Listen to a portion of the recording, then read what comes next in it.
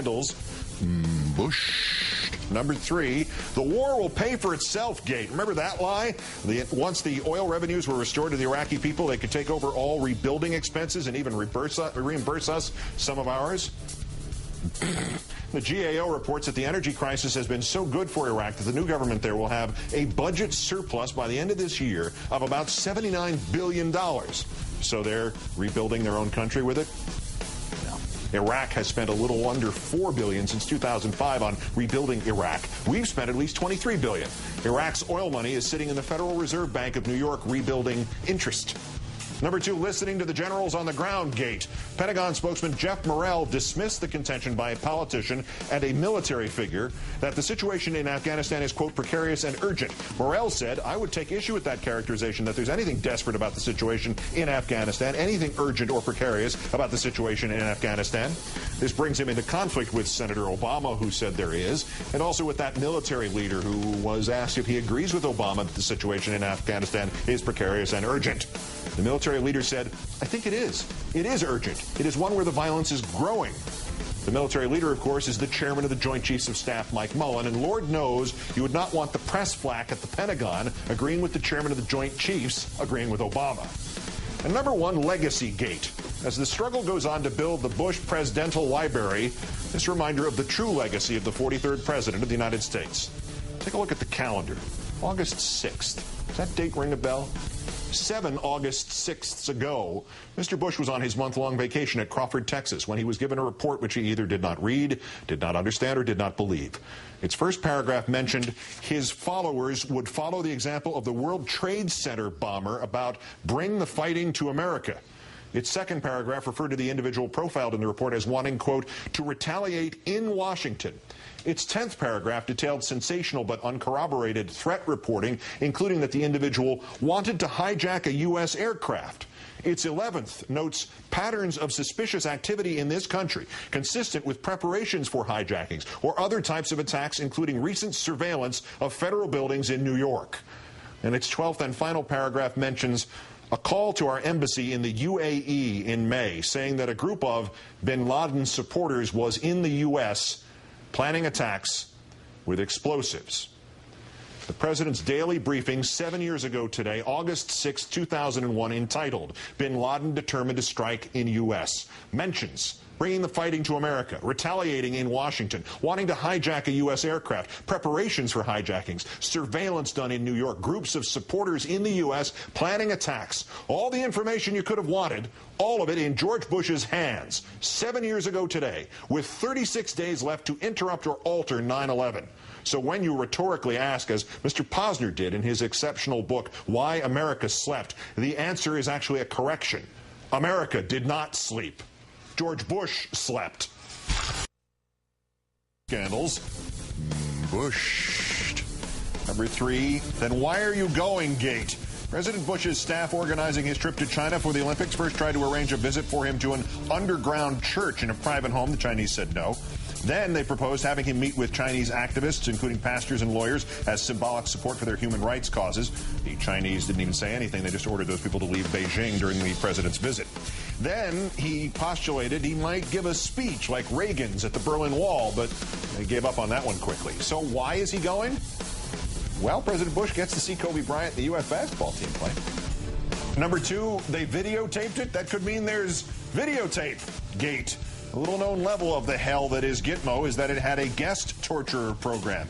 Egypt, Jordan, Libya, Russia, Tunisia, Saudi Arabia, and China all interrogated detainees at Gitmo. Some of the detainees said they were threatened with abuse, torture, and even death. Now, the Washington Post, using Freedom of Information requests, has unearthed cables between the State Department and those foreign governments warning that the visits of their emissaries and interrogators to Gitmo would be recorded on videotape. Any foreign abuse of detainees is either on video or somebody destroyed the evidence. Now, number 1, don't ask, don't tell, don't translate gate. The Christian Science Monitor today reporting the dearth of Arabic and other Middle Eastern language translators is so severe that the Army is offering a bonus to those who stay in the service or sign up to join it of up to $150,000. But it still won't repeal or even just happen not to apply the moronic don't ask, don't tell policy, which has resulted in the firing of more than 300 gay Arabic translators who might ultimately cost $45 million to replace just in bonuses. George Bush has told us for 7 years that Iraq is the front line in the war on terror. John McCain has screamed it at us for 7 months and talked about needing to keep an American presence there for anywhere from a month to a millennium. But we're kicking out Arabic translators who want to stay while we are offering $150,000 to the ones who want to leave. The only possible conclusion is, never mind whatever phobias or latent tendencies they may be fighting internally, never mind the prejudices in which they wallow in their personal lives, this is inarguably true. The U.S. military, the presidential administration, and our nation as a whole are officially more afraid of American gays than of Middle East terrorists. That is insane. Bush. Number 3, he was so bad we had to kill him twice gate.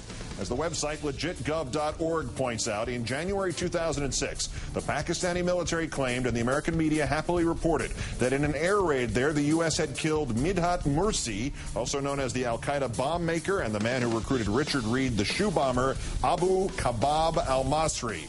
From Peshawar, Pakistan, comes the news today that during an air raid by drones in South Waziristan, the U.S. has killed Midhat Masri, also known as the al-Qaeda bomb maker and the man who recruited Richard Reed, the shoe bomber, Abu Khabab al-Masri.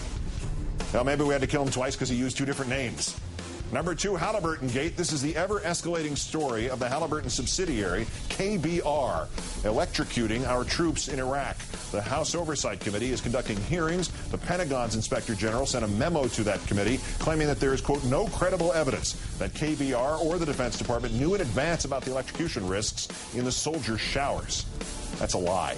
As Committee Chair Henry Wexman pointed out, he produced a work order from July 8, 2007, in which Sergeant Justin Hammer, stationed at the Legion Security Forces building in Baghdad, reported pipes have voltage, shocked in shower. Sergeant Hammer survived. The man who next occupied that very same room, Staff Sergeant Ryan Mesa, was electrocuted while showering on January 2nd of this year. That number 1, Katrina Gate, or perhaps more accurately, Katrina Revisionist History Gate. The Secretary of Energy, Samuel Bodman, interviewed on Fixed Noise, answered a question that could have been fresh off White House talking points about whether technology has improved dramatically enough that offshore oil drilling now poses no risk to the environment. Bodman answered yes. When we had Katrina and Rita, the 2 worst hurricanes in at least recent memory, in 2005, some 3 years ago, there was not one case where we had a situation with oil or gas being spilled in the environment. Sadly, Mr. Bodman is not telling the truth. The United States Government Minerals Management Service published its offshore damage assessment in May 2006. Rita and Katrina destroyed 113 oil platforms. Rita and Katrina damaged 457 oil pipelines. Rita and Katrina caused 124 offshore oil spills. Rita and Katrina led to total spillage amounting to 743,700 gallons of oil. Rita and Katrina proved that offshore oil drilling risks damage to the environment. And Energy Secretary Samuel Bodman proved that he is a cheap liar.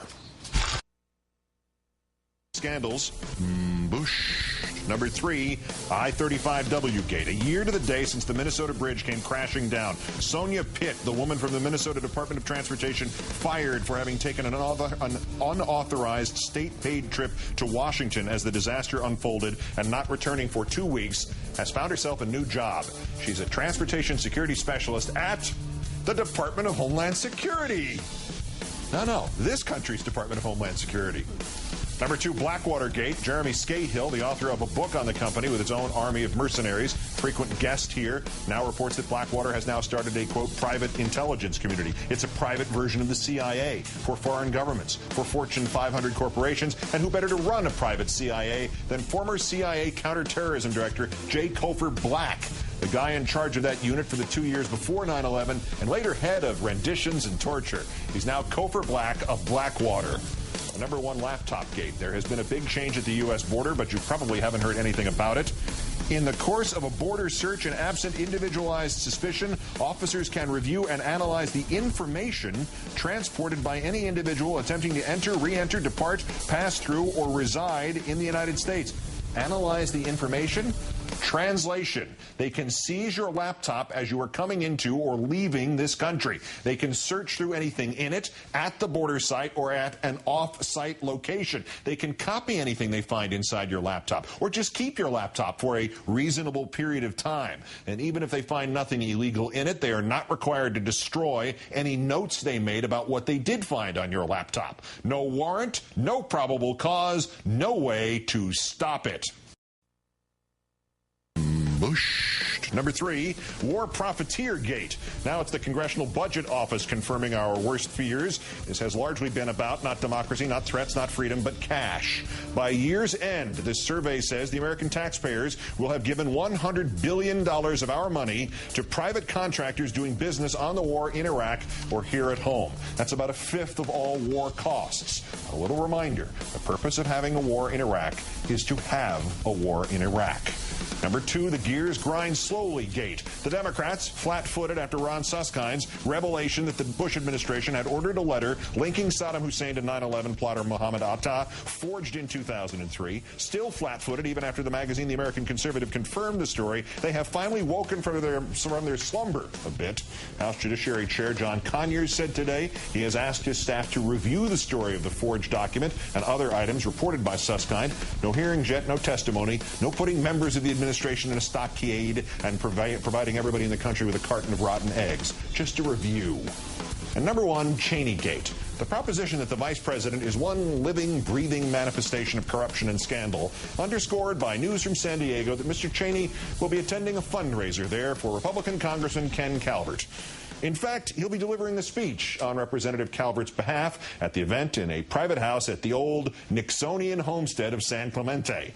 Congressman Calvert is one of the all-time greats. Once chosen one of the 22 most corrupt members of Congress, he's directed pork projects to a K Street lobbying firm while it was under a federal investigation.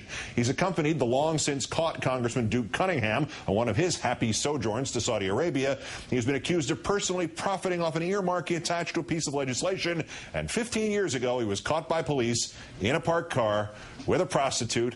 As he tried to drive away, the police noted that Mr. Calvert insisted, "We're just talking, that's all," while he, quote, continued to cover his unzipped pants with his hand. And the vice president is helping this man increase the size of his reelection fund. Bush. Number 3, Bushenomics gate. First the mortgage crisis, then the energy crisis, now the jobs crisis. Largely as a result of the first two, the number of people newly fired or laid off signing up last month for jobless benefits climbed to 455,000 last week, the highest level since March 2002. Number 2, Fox's overseeing the henhouse gate. A year and a day after the fatal collapse at the Crandall Canyon mine in Utah, trapped and killed 6 miners. The Mine Safety Administration has issued its report. It says the mine was destined to fail because owners Murray Energy had already hollowed out so much of the earth that when the thing finally collapsed, 69 acres of it, 60 or more football fields, caved in all at once. The Mine Safety Administration points the finger of lax oversight at itself and its parent agency, the Department of Labor, which probably got another 3 miners killed by authorizing a doomed rescue effort. And number 1, Gitmo-gate. Yesterday, we had the first conviction from the infamous military commission system devised by Mr. Bush and Mr. McCain. Salim Hamdan, who admitted to being a driver for Osama bin Laden, convicted of being a driver for Osama bin Laden.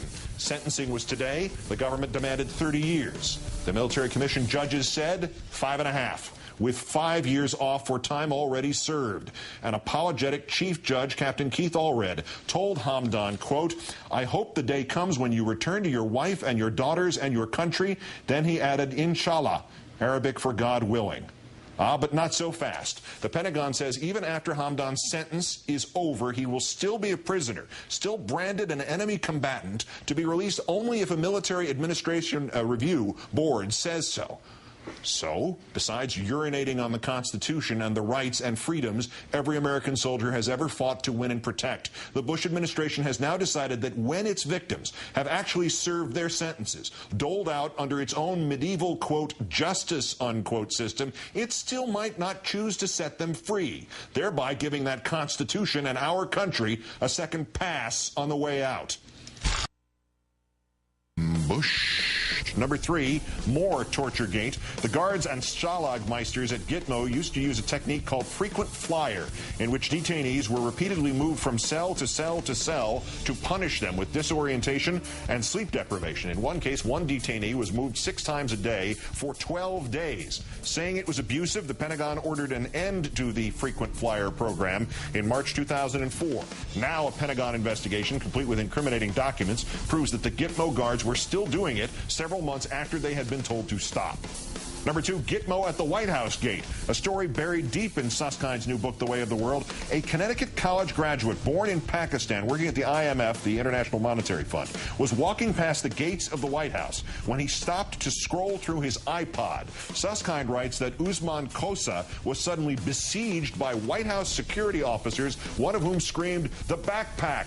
They ripped Khosa's knapsack from his back and dumped its contents on the sidewalk. Then they threw him into an SUV, drove him into the White House, took him into the basement and into a heretofore unreported interrogation room in the White House. Cement walls, hanging light bulb, mounted video camera, the works. When they finally figured out he was just some guy, they let him go. In the White House.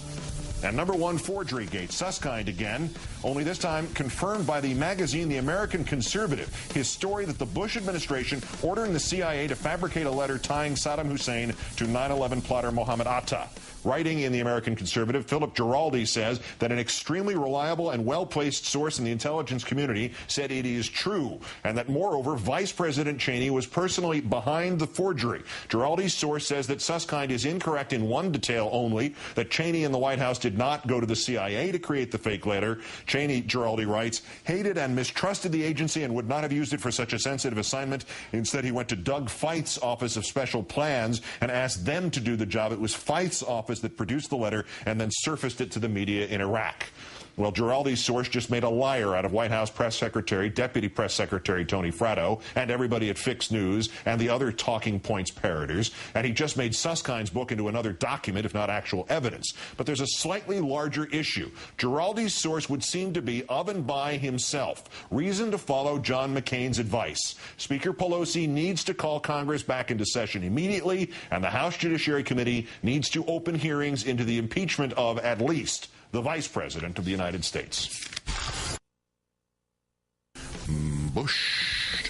Number 3, do as I say, not as I do gate.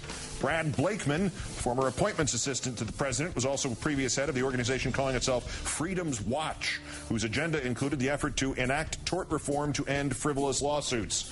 Mr. Blakeman has now filed a lawsuit against the producers of the movie Swing Vote. He says that the movie and some of the marketing idea was his idea, and that he shared it with actor Kelsey Grammer, who was in Swing Vote, and that Grammer swiped it, which is interesting because Grammer's rep says his client did not join the project until after it had been written. And that man described the lawsuit as, quote, frivolous. Number 2, Anthrax Gate. The idea that the FBI and the Bush administration are somehow covering up what really happened by blaming it on the late Dr. Bruce Ivins creeps more and more towards total plausibility. The Murdoch Street Journal reported that the flask containing the so-called Ivins anthrax could have been accessed not by 10 people at Fort Detrick in Maryland, but by more than 100. Now the Washington Post reports that the supposed exact genetic match between the Ivins anthrax and the anthrax that showed up in the victims, that same genetic match shows up in the anthrax in 15 other labs. And number 1, how about asking the Iraqis gate? Never mind what Bush, McCain, or Obama want about American troops in Iraq. How does and what does Hoshyar Zebari say? He is Iraq's foreign minister. And he has kind of a surprise for Mr. Bush and for Mr. McCain. The UN Security Council authorization, which the president keeps reminding us permits us to be there, expires at year's end. Mr. Zebari says his government is close to finalizing the direct agreement with the U.S. that will replace him, or replace it, rather. The goal of the president and Senator McCain, a U.S. presence for the foreseeable future, may be extended nearly into perpetuity. Only one big detail is yet to be worked out before the Iraqi parliament votes on all this next month. A timeline for American troop withdrawal. You mean a general time horizon, Mr. Minister? Some aspirational goals for exiting? No, he says. Definitely there has to be a very clear timeline. Decided on by the end of this month, like right before the Republican convention begins. Oops. Just say oops and get out.